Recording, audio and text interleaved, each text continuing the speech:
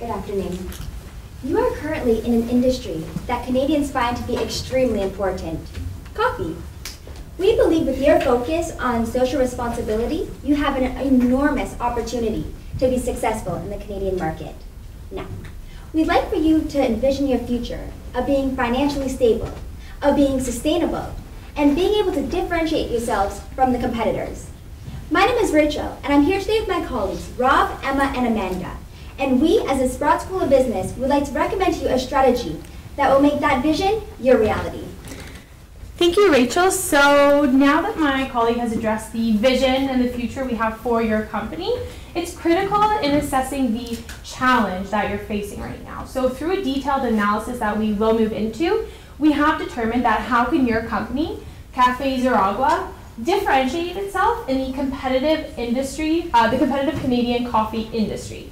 So before we move forward in the alternatives, we have to take into consideration the strategic priorities that have been laid out to us from the information given that we need to take into consideration in any strategy we do recommend for you. So the first one is being socially responsible. That is something you hold very close to your heart. That is something in your business model. You're not only caring about profit, but you're caring about the environment and the society as a whole. That's something that runs very deep in your strategy. Another one is quality. You pride yourself on having a gourmet product. That is something that is unique to your company, and that has to remain the same. The brand image that you portray, of course, that goes along with the social responsibility. You have an image to uphold. That is why you're getting consumers, and that's how you're going to retain them. Another one, of course, being gathering the necessary funding. You have brought it to our attention the type of funding you want to use moving forward, and we need to make sure that there's going to be enough capital to move forward with any strategy. So, looking at the industry in Canada in general, three main points jump to our attention. The first being high competition. Canada, the Canadian industry is laced with large firms, small companies, companies that follow a similar model, and companies that work on an international level. You really need to navigate that competition in order to be successful in the Canadian market. The second thing we wanted to identify is that there's always a threat of new entrants in this market. As your firm can attest to being a new firm in the market, there's always new fad shops popping up throughout the country, and differentiating yourself is key to succeeding, again, against all of this competition. And lastly, there's always going to be a threat of high substitutes. As caffeine tastes are currently very high in Canada, as a high proportion of Canadians drink coffee, but that's always subject to change. Sometimes tea and other beverages can end up being a substitute for these products, and they're always a threat to the potential market share you might be able to gain. The main takeaway from this analysis is that you need to differentiate your products from your competitors and your substitutes in order to succeed in the Canadian industry. Let's take a look at Café Zeragua at the moment. So as my colleague Emma did mention, you do have this unique gourmet product. This allowed you to exceed and grow exponentially in your online sales. So how can you leverage your core competencies in-house with that unique product to create a brick and mortar store that will be successful and still meet your socially sustainable goals? Now, we've identified that some of your key weaknesses are that you do have that limited storefront experience. Now, coffee is more than just the beverage. It's the experience as well. As my colleague Rachel mentioned, this is a very unique trend in Canada. It's very encompassing the culture. You do have a limited product portfolio given that you rely solely on one Arabica variety. So this might pose risk when you're going head-to-head with competitors. And you do rely heavily on others for your value-added goods, such as baked goods and the like.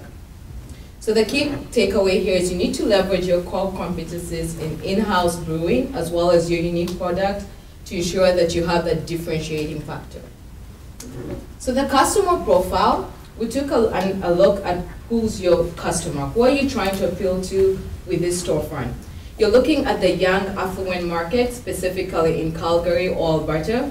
These are the socially aware customers. They're knowledgeable, they do the market research, they know the value of a gourmet product.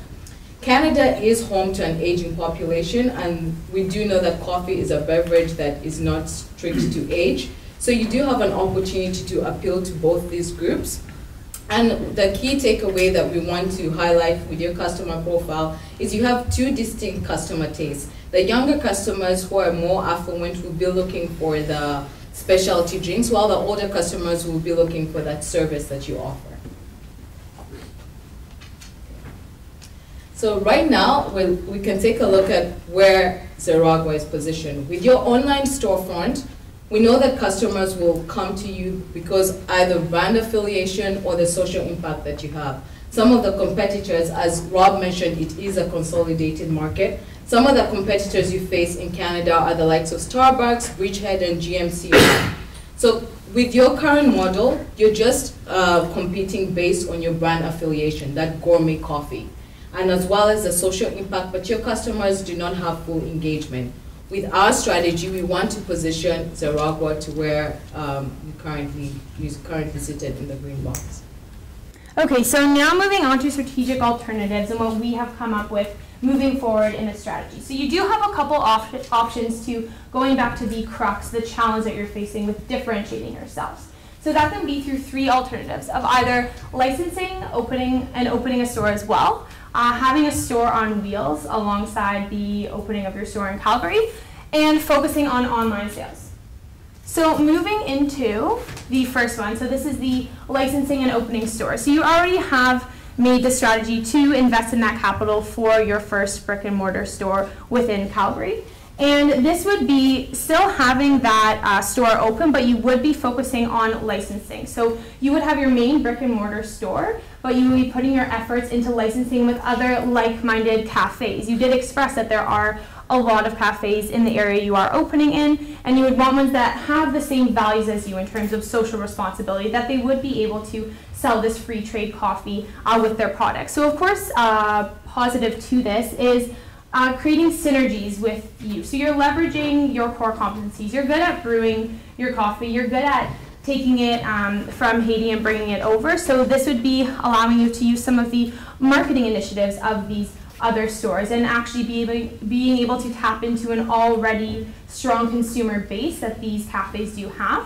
Of course, on the downside, there is a potential for degrading of brand image. So of course, you want to have total control of your brand image. Again, as we stated, is a strategic priority. So you have to be very careful that these cafes are going to have the same values and the same strategies as you, as well as there is a risk of limited service differentiation. So some stores will be, of course, selling other products, having other product lines, and you will be strictly staying strictly only to coffee. So this does limit you if you did want to go forward with any product differentiation in the future. Thank you, Emma. A second alternative is for you to open a store on wheels. Now this is very interesting because it will really expand the reach that you can have for customers to know who you are, that you're new in the market, that there are opportunities here. So the way it works is having a truck that is converted to serve coffee. So you're going to be able to be driving around to main busy areas, not having to have the store open at that time and serve the coffee. People can taste their coffee and see how wonderful it is and become a loyal customer. After 4 months of doing this, you will begin by opening your store. So at this point, people will know who you are, know how fantastic your coffee is, and the social responsibility that you stand for. So it is a very exciting alternative. However, we do have to consider that it might be a little bit pricey to get the truck as well as the administration available for this truck, also in order to park in prime locations.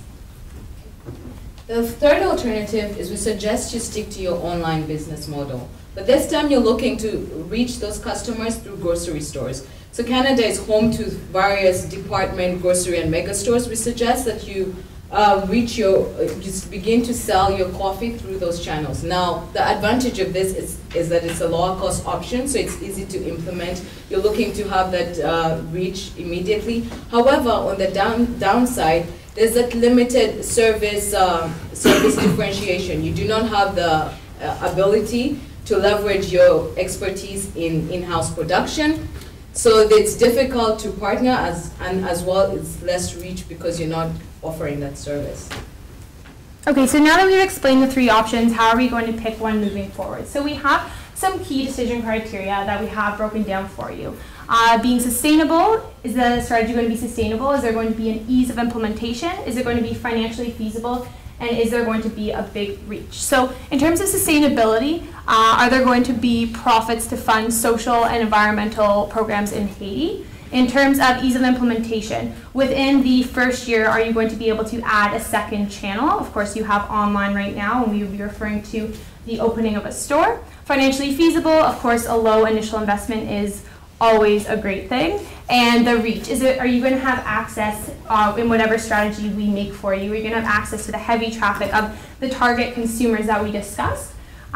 So moving forward in our decision, we have weighted them. Third being it fits the strategy the best, and first it is the weakest. So if you look, we have had a tie between the licensing along with opening stores and the store on wheels. So after some analysis, we did decide that by putting these two strategies together, it creates a long-term sustainable strategy for you. So initially having in short term, you're raising awareness, you're using the store on wheels for getting the know out about your company, and then the long term being able to create sustainability by getting raising that money by having the other channel of licensing through like-minded companies. So moving along, getting into our implementation, we will go through this in detail, which we will cover marketing, finance, human resources, and logistics and operations.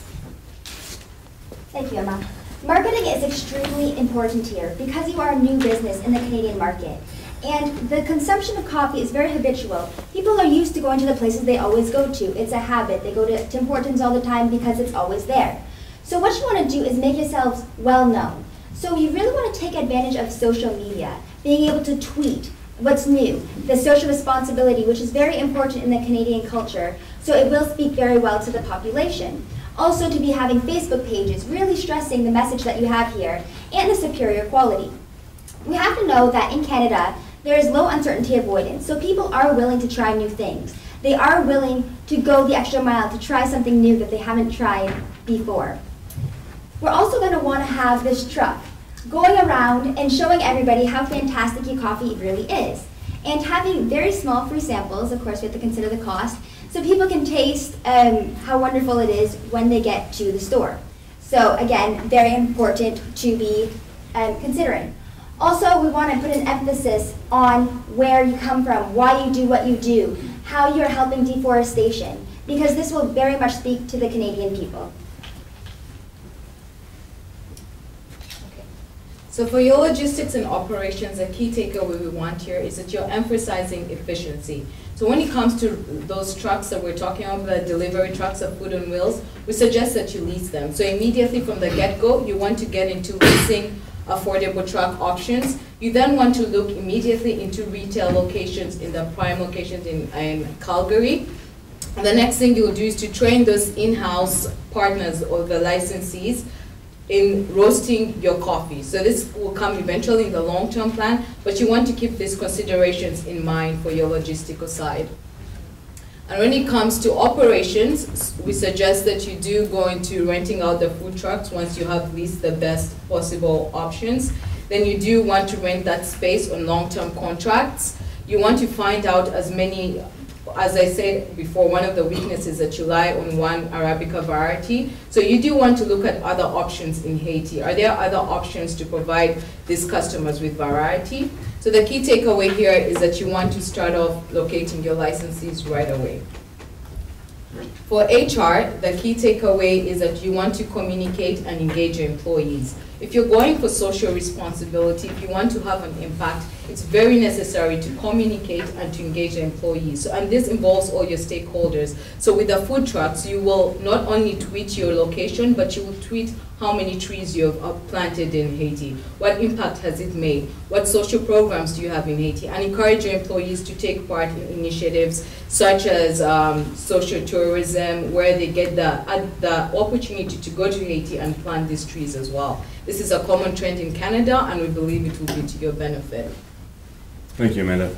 But no strategy would be complete without an analysis of cost and profit projections. So your firm was very, very hesitant to stick to the 100 to 200 to 300 kind of sales projection per day estimate because you wanted some convincing on whether or not this was attainable. A simple analysis of your cost structure as well as your pricing scheme, which we have a heavy detailed analysis in the appendixes, and you can ask in question period if you'd like to see that, shows that even if you sell 150 cups of coffee per day, you've been making $2,952 per day. That's a significant amount of profit, but it doesn't really say much. And is that actually attainable? What you really need to make is your break-even value. So based on all of the fixed initial costs you set up, along with all the variable costs that are being implemented, you need to sell 30.3 cups of coffee per day in this Calgary market. What this means is that this number is very attainable. It is below what you consider to be potentially an over-optimistic reach, and at the same time, gives you lots of room to gain extra customers and put yourself in a position to capture additional profit that falls below the zero break-even line in the middle of the sensitivity analysis. Now, in order to finance this, you were concerned about using a bank loan. Our recommendation is, because you can prove that you have this type of levels, strong kind of demand for your product, is to request a bank loan from a local Canadian bank, such as Scotiabank or RBC. And in order to insure this loan and help kind of give the bank some security and not make your parents guarantee you, you can commit to an interest coverage ratio debenture. Based on what your current projections are, running at that $150 assumed sales projection per day at a 360-day to account for holidays projection, your current interest coverage ratio is 26.1.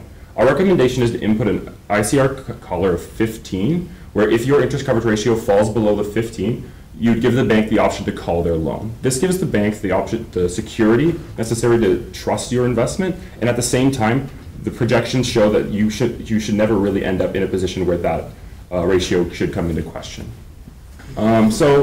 In order to really understand what we're talking about with this implementation, you really need to look at our timeline in order to kind of see where everything's going to fit. So looking at Monday on the left side of the screen here, you're looking at, in operations, is when you're starting to lease these trucks and get that truck campaign and your store design complete. You're pushing out into the market and you're really trying to entice people into what you can offer them and what your product tastes like and what your product differentiates itself on. At the same time, this is when you're doing your communicating and you're hiring and training your employees to work at your stores for the coming years. And lastly, this is the same period where you'll be applying for your bank loan from one of the Canadian banks that I brought up earlier. In between quarter 1 and quarter 3 is when you're starting to really establish those supply contracts that Amanda really wanted to point out, so that you don't end up with a position where if something was to happen in your supplier's realm, you would end up with low supply. Again, at quarter 2, we're preparing for you to launch your store in the Calgary downtown core, and at your year plus, you can start doing some of your long-term implementation and marketing strategies. You can start to engage your customers. You can potentially look into social tourism as an option to attract customers, and you can locate licensee partners where you can continue to see those profits that we talked about through our strategy. So we have identified some risks, like this risk inherent in any business strategy. The 3 risks we identify is finding lack of businesses to license with, and this is a low-level risk, which is indicated in green. A medium-level risk is cannibalization. As Rob mentioned, Canada is famous or is a host to many coffee companies, so you do have a risk of cannibalization. And the 3rd risk, of course, is a shortage of the rare Arabica variety that you use. The mitigation strategy we suggest for this is that in terms of finding that partner, that's why we suggest you begin right away on Monday. There are lots of companies in your target market, such as specialty shops like Crave Cupcakes, that you can easily partner with to create synergies and make sure that this business is a success. You want to begin your product expansion immediately in case you are facing product cannibalization. You do want to expand to other products. And for the last risk, we do stress that you look into other varieties of coffee within Haiti or neighboring Caribbean countries. Thank you. So the financial outcome for this project is that we assume that we're going to forecast that the licensing agreement will help increase operating profits by 5% per year for the next 5 years. This, in conjunction with a marketing expense increase of 1% per year for 5 years, will end up with a $730,000 net income by 2017, which you can leverage into pushing out into more markets and setting up more and more retail outlets. With that, I'd like to thank you for your time. On behalf of my colleagues, I'd like to welcome any questions you might have.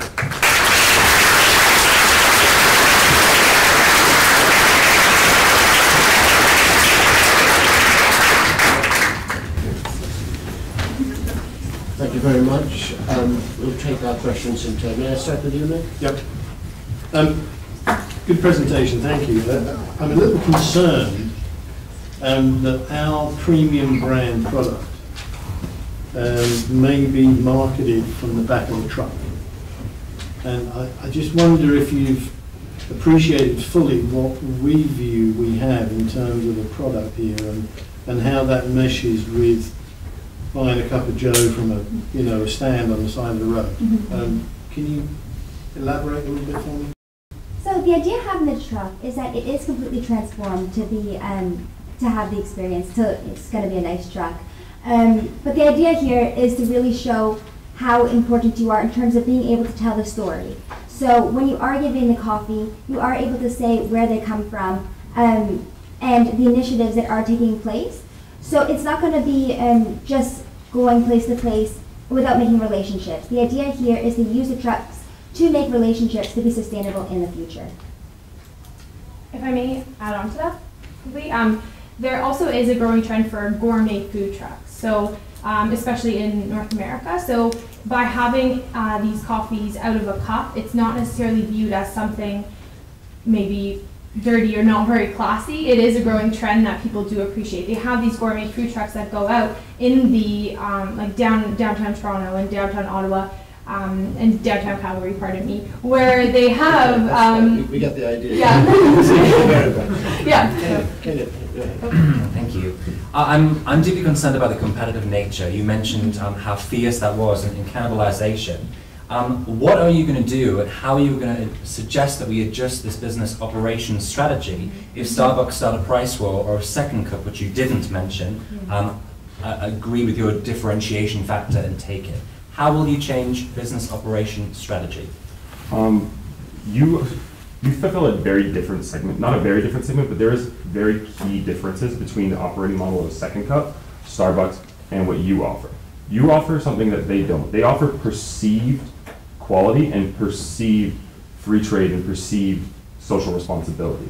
What your firm can offer is true quality, which has been proven through your deep work with the Haitian farmers and making sure that market is very secure, and you have tested it and you know that people enjoy your coffee. And at the same time, it is responsible. You have the backing and the regulations showing that it is free trade, where some of these competitors don't. Obviously, a price war can be different because because you do serve a lot of the same clients, but you are serving a different customer. As our customer profile indicated, you're looking at a very, very attuned customer to kind of social trends of the world. Somebody who's very, very aware of what's going on and what these large chains may or may not do to some of their supply chain components, or some of the employees who work for the people who they get their coffee beans from. So perception is reality for our customer base, and my question was, how would you adjust your operating model, not the avoidance of competition? You mentioned an appendix to do with the finances. Sorry. So how many trucks are going to go out? Currently, what we have estimated for your expenses for the trucks is currently at your marketing expense. There's actually a small mistake here. It should say $10,000 instead of $1,000. That's simply your initial investment in the first year. What it doesn't cover here is that you obviously need to make those lease payments, which has been factored into the lease expense up at the top in the fourth row from the top, which is how many? Set at 76.95. How many? We're looking at 4 lease trucks in the first year. 4 trucks for the city. Okay. Staffing, have you put in enough for that? Staffing, yes. If you look at so the second row at the top is based on wages, which was your estimated wages at 2 employees per store, as well as 1 employee per truck, so that would give you 6 total employees, as well as your manager expense. In 2012 and 2013, we forecasted that you'd be able to work alongside of your part-time manager, but then by the 2014, your business would expand to a point where a full-time manager would be necessary. I understand that. And your break-even example was, am I right, 30 cups a day? It was just over 30 cups a day. How often do the trucks go out? The trucks, in the first operating period, before the store opens, they should be operation Monday to Friday at the same 5 days. At the same hourly rate. And that's in the wages, is it? Yes, because the wages that was estimated as as your employees, multiplied by the total amount of hours they would work per day, multiplied by, again, to a week, to 360 days to factor in holidays in Canada. Okay. Thank you. I was very pleased to see that you identified our reliance on baked products from other companies, but a bit concerned that you were also suggesting that we go enter into a partnership with a cake shop, and how would we maintain our brand image in that area? Would they supersede us? So what we're suggesting is that you offer a complement. So like a cake shop is offering these cupcakes, but they do not offer the premium gourmet coffee quality that you do. By partnering with them, you no longer have to go out and pay extra to provide these specialty goods, but instead you're partnering with someone that can provide these goods to match and complement your gourmet coffee. Thank you. Phil? Thank you. Yeah, I mean, you've obviously understood our brief very well. Thank you for that. I was interested, part of our brief very much was to create a high-end experience for the customer, not just through the product, but through the staff. We're going to pay higher wages, we're going to have better staff than other people. Yet your model is very predicated on licensing, and that worries me in terms of losing control over that particular aspect of our business. Can you tell me how we're going to mitigate those risks? So what we propose initially through the food trucks is to get out that reach. And as Rachel mentioned in the marketing, we're looking to have an atmospheric, as she mentioned, the trucks will have the atmosphere. They'll offer the story of the Haitian culture. Sorry, if I could just stop you there. I wasn't so concerned with the trucks as with the licensing to our licensing, yes. So we do suggest the licensing to boost your growth. Given that you are getting a loan, we suggest that in order to refinance that loan and grow and expand further within Canada or Alberta, you do get that extra revenue through licenses, so you're just offering your product. And once you have benefited from that growth, then you can look into further expansion. Again, I understand that. My concern is that my product is going to be put out into substandard stores, which is going to weaken my brand politically. I think that's why we do suggest that you do carry out due diligence immediately to make sure that the partners you are working with align with your values and beliefs. Thank you very much. Thank you, Phil. Could we just go back to your risk analysis? Would that be easy to pull up? Okay, you've identified the shortage of the grain. I mean, we know Haiti is the poorest region. It's subject to huge problems politically, etc. And yet we've got a business model with just one product. So there's a huge issue with supply chain, etc. What was your, what was some of your analysis in terms of diversification or protection in terms of anything going wrong? Yeah. So our option, or what we recommend for alternatives, is that you do begin looking in our other Arabica varieties in Haiti. Although Haiti is... Always in Haiti? Yeah, although Haiti at the moment is one of the poorest, it is one of the leading producers of coffee in the Caribbean, and it hasn't been exploited by other Canadian companies or other competitors in the market. So by looking further into Haiti, you'll still be offering that premium, unique product, but not just relying on one sole Arabica variety. Any last questions? Yeah, go ahead. You missed out, in terms of your market penetration, you missed out a particular age group. What we'd like to see that we're going to be the brand everybody wants. So why did you miss out 35 to 45-year-olds? What's unique? I have to be quick here. Yeah. So the storefronts will be primarily for the younger, always on the go consumers. And then eventually when you do set up your stores within 4 months, you are targeting that older demographic that likes to sit down and take their time. So we do feel that initially we targeted the mass, who are the younger consumers, and then within 4 months you begin to cater to that smaller, older demographic. And if I may add to that, those are the initial targets that we feel have a large opportunity, but that is not to say that in the future we will not be looking into the other markets and also be able to tailor to them as well. But at this time we see that when you are starting off, you should have a very specific view of who you are targeting and where the most potential is at this time. Thank you very much.